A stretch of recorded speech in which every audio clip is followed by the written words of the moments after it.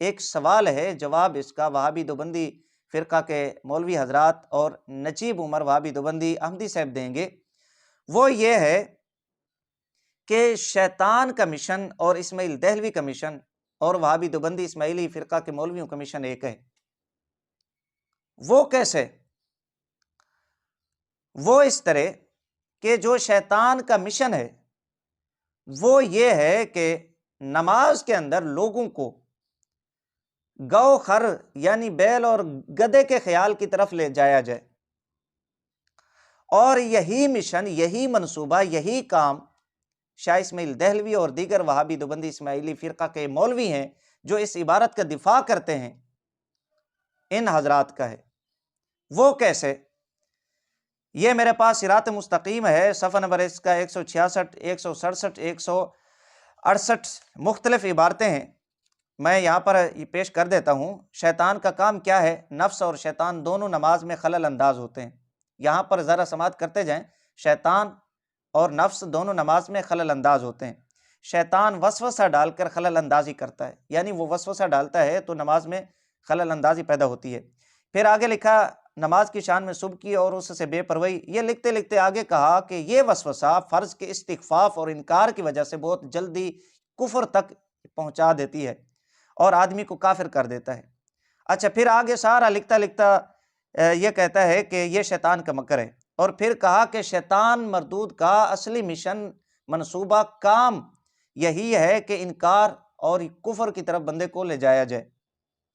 پھر آگے لکھا کہ شیطان محنت کرتے کرتے، کوشش کرتے کرتے آہستہ آہستہ گو خر کے خیال کی طرف لے جاتا ہے، حتیٰ کہ یہ صورت پیدا ہو جاتی ہے بر زبان تسبیح و در دل گو خر، یعنی زبان پر تو تسبیح ہوتی ہے، دل کے اندر گو خر یعنی بیل اور گدھے کا خیال ہوتا ہے۔ یہ مختلف صفحات سے مختلف عبارتیں اسماعیل دہلوی کی یہاں پر ہی پیش کی ہیں، جس کا مقصد یہ ہے کہ شیطان وسوسہ ڈالتا ہے، خلل اندازی پیدا کرتا ہے، اور پھر اللہ تعالیٰ کے حضور حاضر ہونے سے بندے کو روکتا ہے، اور بہت جلد فرض کے استخفاف اور انکار کی وجہ سے انسان کو کفر تک پہنچا دیتا ہے۔ اور پھر کہا کہ یہ شیطان کا مکر ہے، اور شیطان کا اصلی مقصد، منصوبہ، مشن یہی ہے کہ بندے کو کفر کی حالت تک وہ پہنچا دے، انکار تک پہنچا دے۔ پھر کہا کہ وہ آہستہ آہستہ بندے کو گو خر کے خیال کی طرف لے کے جاتا ہے، حتیٰ کہ صورتحال یہ بن جاتی ہے کہ زبان پر تو تسبیح ہوتی ہے لیکن دل کے اندر گو خر یعنی بیل اور گدھے کا خیال ہوتا ہے۔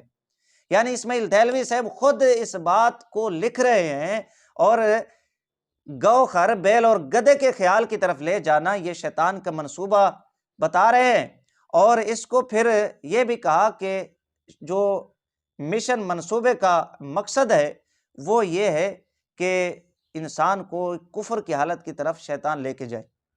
تو اب یہی کام، یہی مشن، منصوبہ وہابی دیوبندی اسماعیلی فرقہ کے مولویوں کا ہے اور اسماعیل دہلوی کا ہے۔ یہ کیسے؟ ذرا آپ پھر عبارت سماعت کریں، وہی عبارت جس کا دفاع نجیب عمر کر رہے تھے۔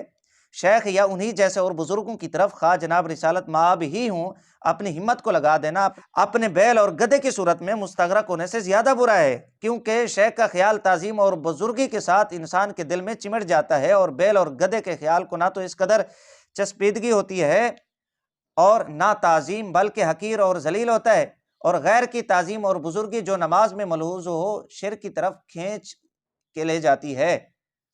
تو یہاں پر اسماعیل دہلوی یہ کہتا ہے، اور دیگر وہابی دیوبندی جو اس عبارت کا دفاع کرتے ہیں، کہ اگر کوئی شخص رسول اللہ صلی اللہ علیہ وآلہ وسلم کی جانب اپنی توجہ کو لگائے گا، خیال کو لے کر جائے گا، وہ تعظیم کرے گا، جب تعظیم میں چلا جائے گا تو وہ شرک کی طرف لے کر جاتا ہے بندے کو، جبکہ یہ چیزیں حقیر ہیں تو اس میں تعظیم نہیں ہے، جب یہ تعظیم نہیں ہے تو شرک بھی نہیں ہوتا۔